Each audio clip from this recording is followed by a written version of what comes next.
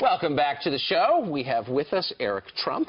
It's great being here. It's great to see you. Yeah, so, as always. The moment in the debate where your father went after George W. Bush and the Iraq War, that's not something any political consultant would ever counsel a candidate to. They would say, Bush isn't going to win this, leave him alone. Yeah. Your dad did it anyway. Why did he do that?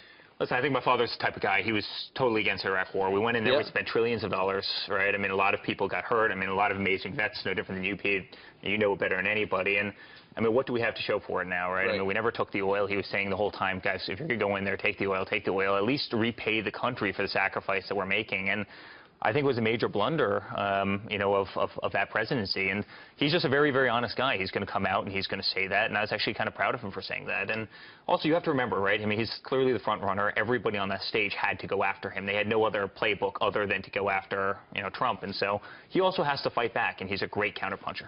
Eric, on the Iraq War, obviously a lot of discussion to be had about foreign policy. Why not a discussion about 2011, the abandonment of a successful surge? Why not make that the hill to die on, as opposed to go to George W. Bush and just call the entire Iraq War a disaster? Yeah, well, listen, I think it's both. I think my father said, listen, once you're in, you also don't want to get out, right? I mean, once you're in and once you have it, we shouldn't have gotten out. So, I mean, he certainly criticizes Obama for that decision, and I think we all do, right? I mean, that was a foolish decision because we were there and we had made a lot of progress, et cetera. But I think all else equal, you know, he sees the financial toll it took on this country being in there for as long as, you know, we were. And we've got real problems. I mean, we've had $19 trillion worth of debt. We just crossed it the other day. I mean, the amount of infrastructure that we need to invest in this country, I mean, the fact that our educational systems are failing, I mean, we've got real problems. And he just said, listen, you know, why go in there, destabilize the Middle East, really create a hornet's nest, spend all this money, you know, and what have we gotten for it? And, I mean, that was really his message. Well, President George W. Bush says his brother Jeb is the man to fix it, not Donald Trump. And Jeb did get some help from his brother on the campaign trail yesterday in North Charleston. And he did take a shot at your father, but didn't mention him by name. Let's listen. Strength is not empty rhetoric. It is not bluster. It is not theatrics. Real strength, strength of purpose, comes from integrity and character. These are tough times. And I understand that Americans are angry and frustrated. But we do not need someone in the Oval Office who mirrors and inflames our anger and frustration. We need someone who can fix the problems that cause our anger and frustration, and that's Jeb Bush.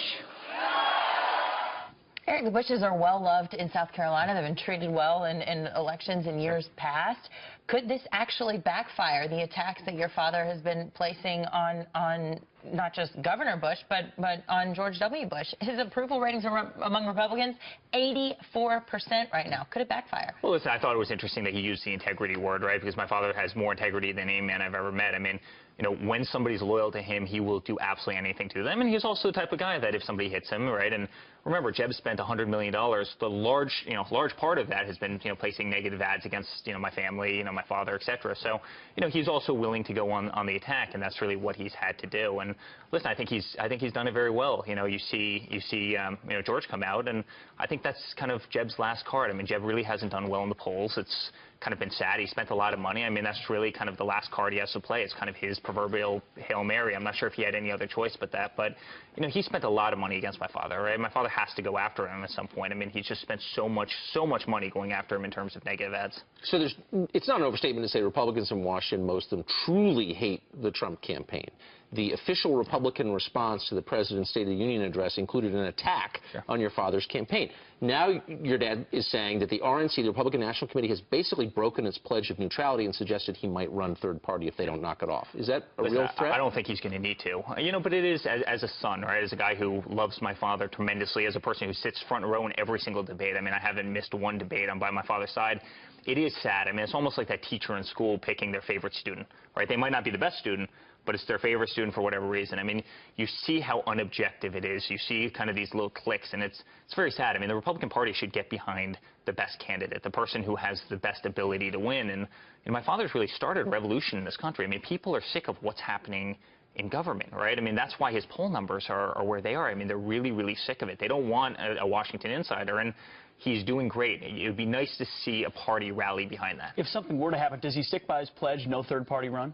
Listen, I don't know. I mean, it's a great question for him. I mean, I think all else equal, he certainly wouldn't want to, and I don't think he's going to have to. I mean, I think we're going to do very, very well in South Carolina. I think we're going to go into the caucuses in Nevada and do amazingly well, and then obviously we have Super Tuesday. I don't think he's going to need to, but he would like to be treated fairly. And by the way, and they should, just out of general principle, he should be treated fairly. Eric Trump, thank you so much for your time. Thanks for coming by, and thanks for playing along with us with the supermodels.